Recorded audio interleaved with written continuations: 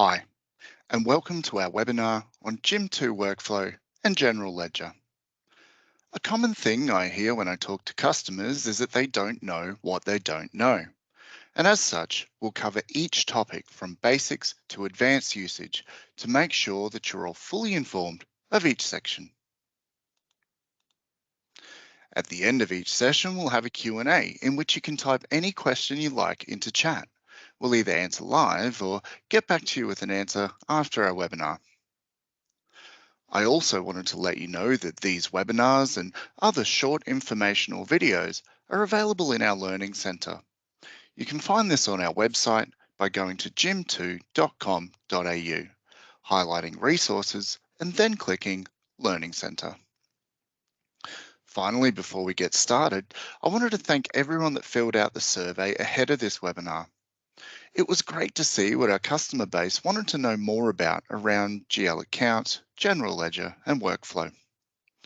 There were a couple of points sent in that I want to address before the Q&A section of today's webinar. So let's start on today's topic, Jim2 Workflow and General Ledger. The chart of accounts is really the heart of Jim2. Beating away in the background, it is tracking the cost of everything coming in and out of your warehouse, your credits and debits, and making sure it all balances at the end of the day. And balance is really what it's all about. If you put in an order, it creates a debit, and that needs a balanced credit to resolve. For many actions within Jim2, there can be a flow on into the chart of accounts and into the individual GL accounts. Jim2 is designed to perform accounting work, at least as it pertains to the general ledger. You make a sale, and it will put the information where it's needed. This flow happens automatically and is one of the reasons why Jim2 is so popular. But this automation can sometimes cause a level of mystery about how it all fits together. One of the great things about Jim2 is how it is set up to bring the real world workflow into your general ledger.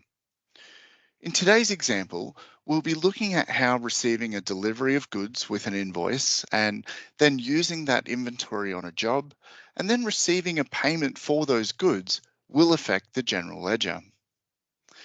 There could be some terminology throughout this webinar that may be confusing, so I will stop for explanations throughout. I'll mostly keep to the Jim2 interpretation as, of course, that is what we're dealing with. But if you aren't sure about anything, pop a question into chat and we can circle back in the Q&A at the end of the webinar. Or you could give our support team a call, who are always happy to help. So let's start with a quick overview of the general ledger to make sure that we're all on the same page from the start. To get to it, click Accounts tab in the ribbon and then click General Ledger. Just before I start talking about the different types of accounts, I wanted to define posting. Posting is the recording of financial information from a source in Jim2 into the general ledger. This does happen automatically, but it's important to know that this is a step in the process. This is a relatively typical example of a general ledger with many lines of GL or general ledger accounts, which come in a few different types. A header account, which is used to collect a group of postable GL accounts. They are not postable themselves, and they also subtotal the collection of accounts they contain. A detail account, which is used to post transactions and will also carry live balances. You can also mark a detail account as an expense PO account or a control account.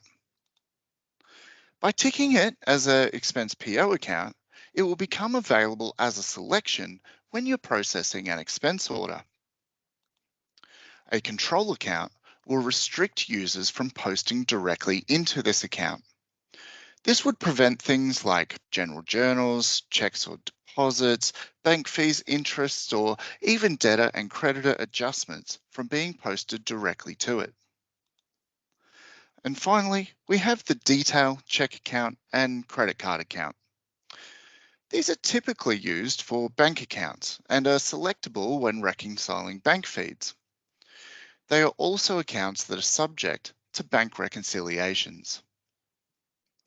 I will point out that you can set a default tax code on the detail and detail check accounts,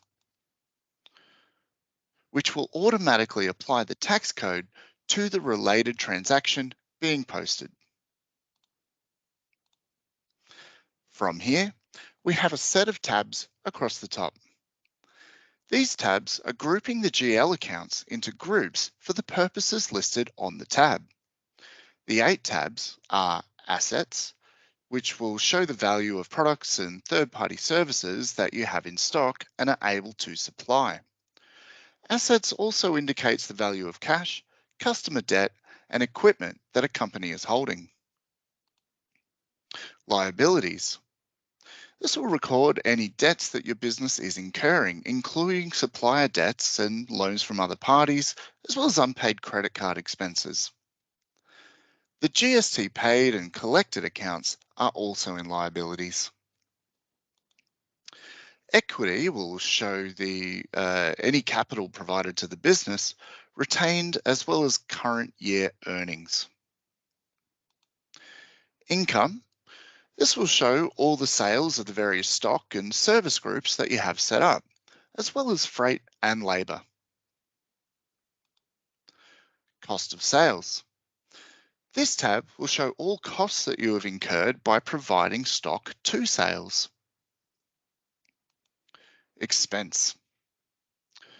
This will show any costs that the business that fell outside of normal sales. This is also known as overheads.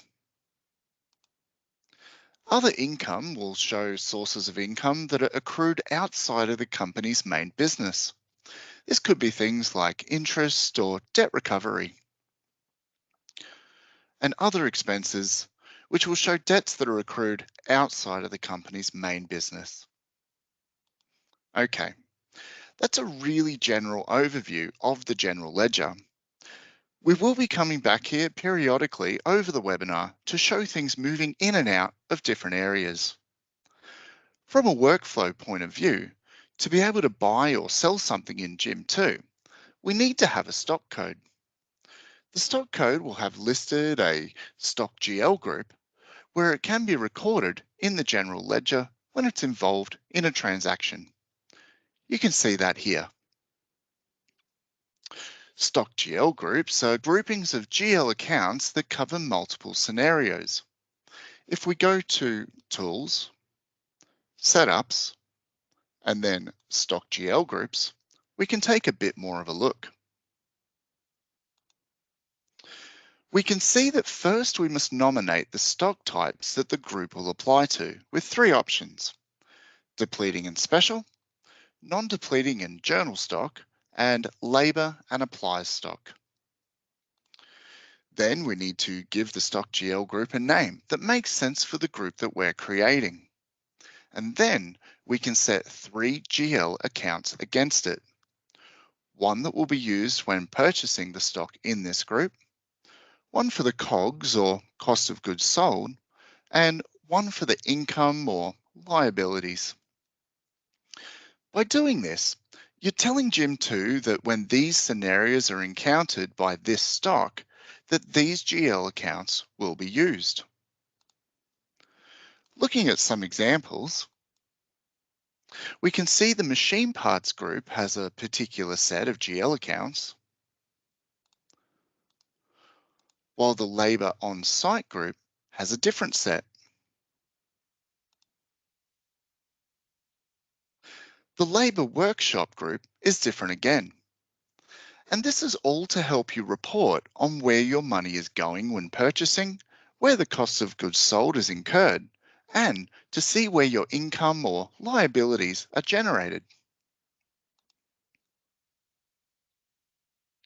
As I mentioned, the type of stock you have selected will dictate which GL groups are available to be set. If I create a new stock and then check the available GL groups on depleting stock, we can see this list. If we change it to non-depleting, we'll see a different list. Depleting stock is of course stock that you want to track and is likely to be inventory for you to buy and sell. This would require recording in particular GL accounts that would not be appropriate for non-depleting stock. Non-depleting stock has no asset value and is used to invoice customers for charges that are either not stock controlled or not related to inventory. These could be consumables that you don't wish to track, like cable ties or screws, things like that. When discussing the general ledger then, we can separate the list of stock into a couple of different types of stock. Stock that will have costs resolved via a job, and stock that will have costs applied directly to the business. Depleting stock will have their costs applied when they're on an invoiced job, while non-depleting stock types will have their costs added to the business as soon as their purchase order is moved to finish. Now, earlier I stated that the general ledger is all about balance. To show you what I mean, let's look at a purchase order. To have a purchase order affect the GL accounts, we need to set it to finished. Finished would indicate that we've reconciled what we've been delivered with what we've ordered and are happy to pay for these goods. So let's see what happens when we set the PO to finished. I'll make sure that our payment due date is correct before I complete this window and then click OK. Now, let's have a look at the transaction journal. This can be a really easy way to have a look at individual dates of transactions. So, the stock on hand or SOH sales systems GL account has had a debit of $14, with the GST paid showing $1.40. So it's split the cost of the stock with the GST and put those values into their associated GL accounts.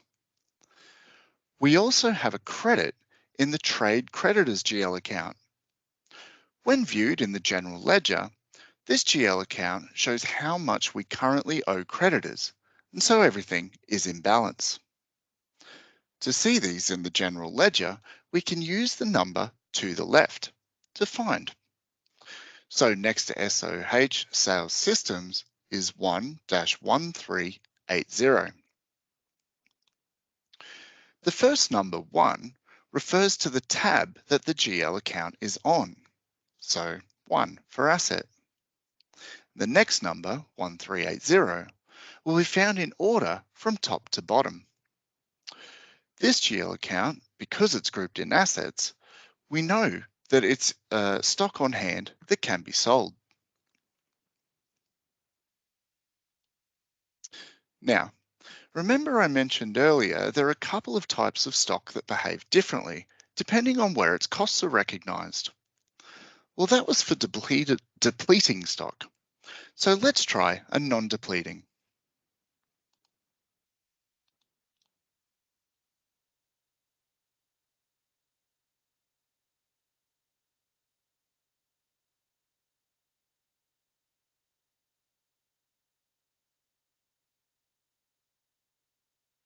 Okay, so we've finished our PO. We'll have a look at the transaction journal. We have some different entries here. This purchase has been added to the cost of goods sold service non-depleting GL account. We can see a number next to that GL account too, 5-3060. If we remember that number and go to our general ledger, we can go to the 5th tab across and then find 3060. And there it is. That makes it pretty easy to find. Okay, so this GL account is in the cost of sales tab, whereas the depleting stock from earlier was in the assets tab. This is what I meant when I was saying that the cost gets put straight to the business. You don't need to include the costs on a job because you aren't tracking the inventory. Because you're not tracking the inventory, you lose the ability to see how much profit is generated on each piece of stock. Instead, you're absorbing the cost at the point of purchase, thereby making it a cost to the business. So the business can still calculate its profit overall. So that's how a PO will affect the general ledger. But how about a job? Well, let's find out. I've made a job for Blonky so we can see what happens. I've added a depleting and non-depleting stock to better show each through the job process. Now, when it comes to jobs, the general ledger is only affected when the job has had an invoice created. It's at this point that Jim2 will believe that everything on the job is set to be true and accurate, and therefore ready to be posted to the general ledger. By the way, this is also part of the reason why unprinting invoices can be so problematic.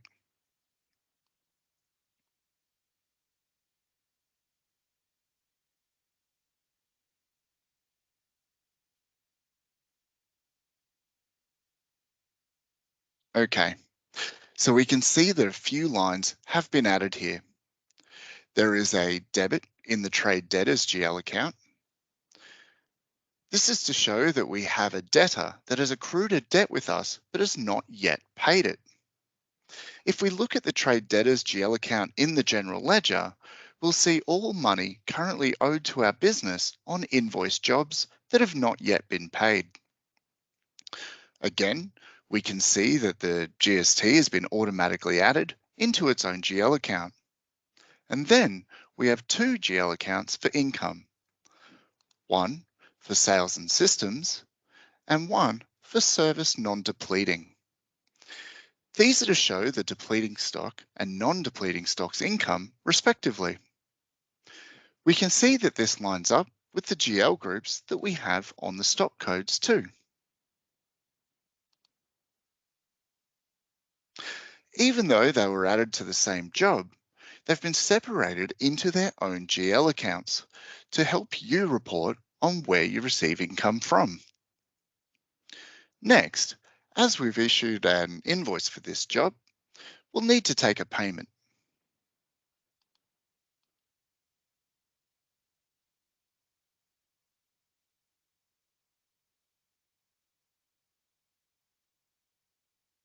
Okay, remember when we completed the job, there was the debt added in the trade debtors GL account. Well, now that we have a payment for the job, this debt has been resolved, and so the GL account will reflect that change. Next, we can see that it has also added funds into our unbanked funds. The unbanked funds is where most of your payments, where your locally received or locally initiated payments, will stay until you do the banking, which essentially means transferring the money to a bank account. To represent this in Jim2, you can click on Bank Deposits. Click Edit, and you should see a list of payments that are not yet banked. Earlier, I mentioned that there are different types of GL accounts that you can add, one of those being the detailed check account. When you create one, it will appear as a bank account selection in various places in Jim2, and one of those places is the GL account drop-down here in Bank Deposits. To add funds from unbanked and to the check GL account, you only need to select the account, tick the payments you'd like to add, and then click Bank. Mostly for my sake, because I asked the question when I was being shown, but this won't actually transfer the funds to your bank. You'll still need to do that separately. This is just the representation in the Jim2 General Ledger. If we have another look at our transaction journal, we'll now see that the funds have been moved from unbanked funds and into the check account that I nominated. Now, This was a demonstration involving a simple run-through of the Jim2 workflow with a basic general ledger. You'll likely have very similar GL accounts for the most part, albeit with a lot more lines for your different stock codes. The general ledger is set up when you first start using Jim2 and can be added to as needed. You will find that you will not be able to remove a GL account if it has any transactions associated with it, so do be careful there. Okay, thanks for listening today. We have the Q&A coming up, so if you have any questions you'd like answered, let us know in chat. But first, there are a couple of points from our pre-webinar survey that I'd like to address. To help with responses, I'll introduce Ian, the head of who is our Chief Customer Officer. Ian, a customer has asked how to link a job to an expense order or GL cost.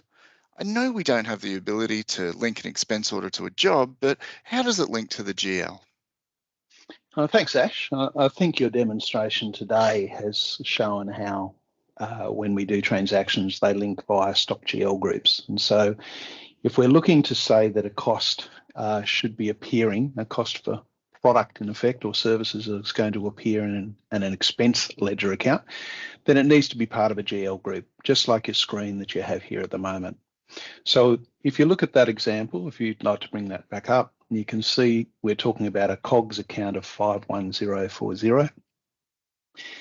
If you wanted to have a cost report to effectively what we might call a 6 account, an expenses account, then you could use a 6 account in that space. You could say, I want to this particular type of stock GL group links its expenses, its purchases, its cost of goods across to a 6 account.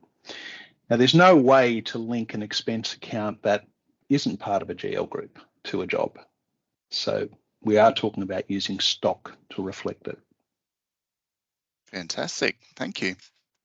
I was also asked about emails being tagged and as read and unread while they're in a list for multiple people. I did cover this in February's webinar, so do check that one out for a bit more info. So I think we're ready for Q&A. Has there been any questions added into chat at this point? Not as yet. Well, while we wait for some questions, Ian, the general ledger and chart of account terms are often used interchangeably, but what are the actual differences between these? Yeah, it's. I think we do talk about general ledger and chart of accounts as being ideally the same thing, but in reality, a general ledger is actually all the transactions that are stored behind the scenes. So if you think of all those transactions that you were shown today, they in themselves are part of a ledger. And so a ledger is, if you like, think of a book that you open and you can see every single transaction inside it. The chart of accounts is a representation of the balances against those accounts right now. Everyone knows Jim2 is a live database. So when you're looking at it, you're seeing the transactions as they've been posted and seeing just balances when we look at effectively the chart of accounts. The great thing about the whole system here is that it's the participants, the users of Jim, simply doing transactions the normal way to record accounting. And that's what saves the effort. It means that you don't need to be bookkeepers to use Jim. You can simply do sales, raise purchase orders. You can do the normal things that you do and your accounting is being done for you. Fantastic. Any questions as yet?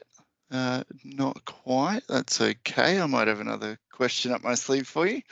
Of course, the importance of tracking costs and therefore profits across a business cannot be understated, but why is it important to have so many individual GL accounts for so many areas?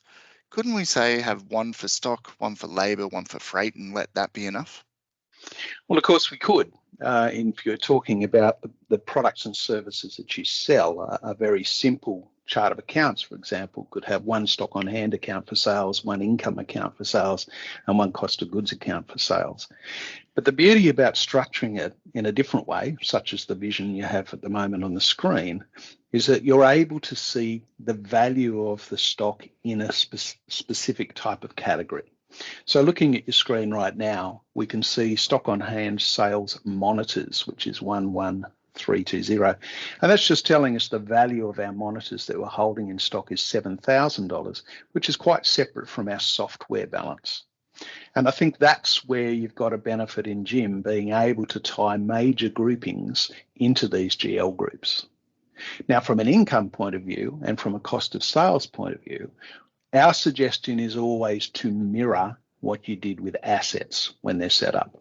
So if you had an asset account for the purchasing of monitors, we'd expect that you have an income account for it and also a cost of sales account for monitors. And that's, whilst it's not strictly the only way to do this, it's just the recommended method so you can easily see the movement across into those corresponding accounts. Makes sense to me. Okay, that was the off-cuff pre-prepared questions I had. Was there any questions at all from our fantastic audience today?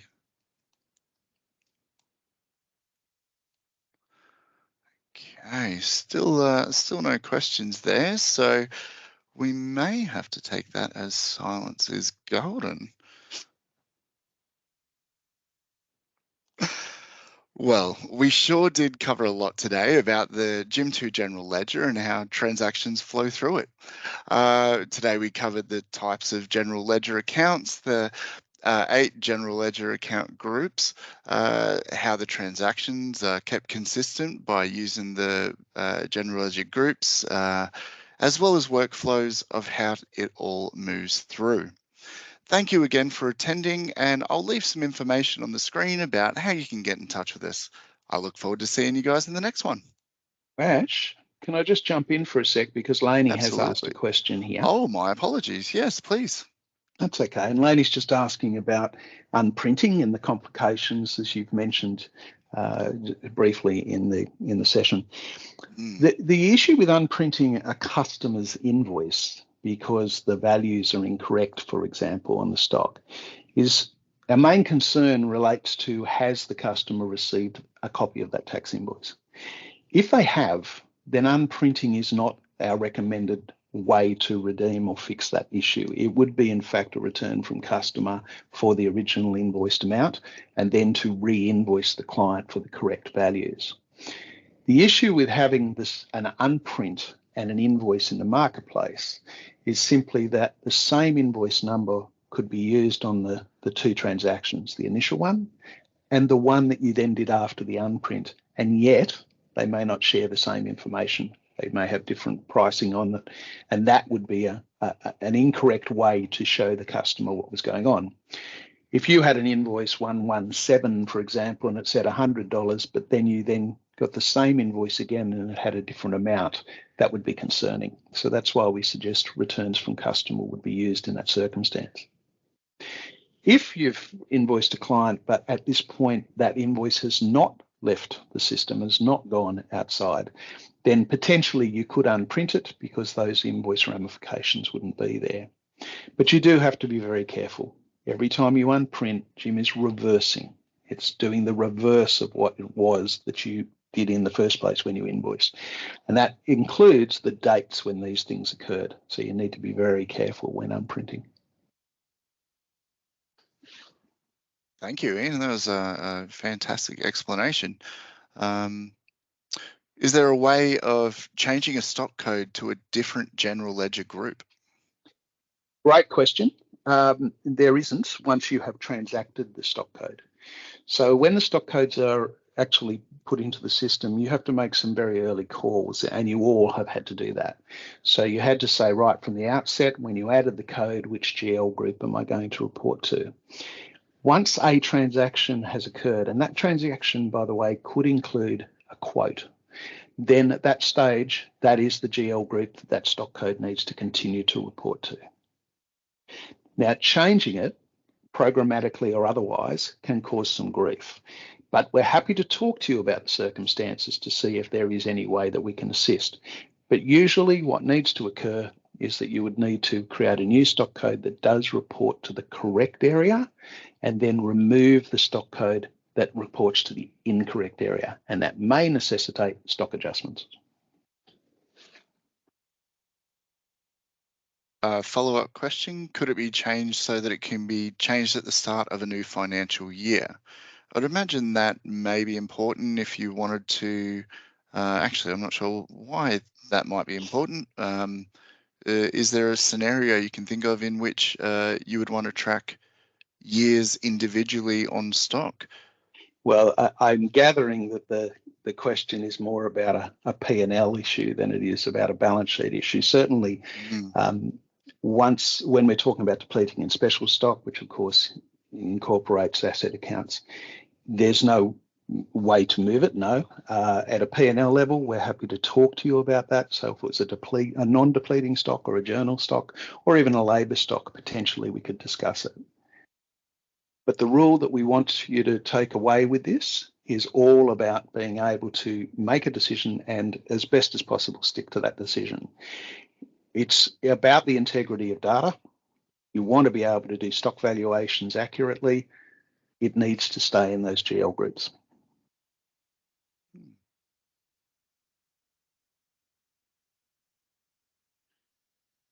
Fantastic. Final call for questions, I guess. I've already done the wrap up, so yeah.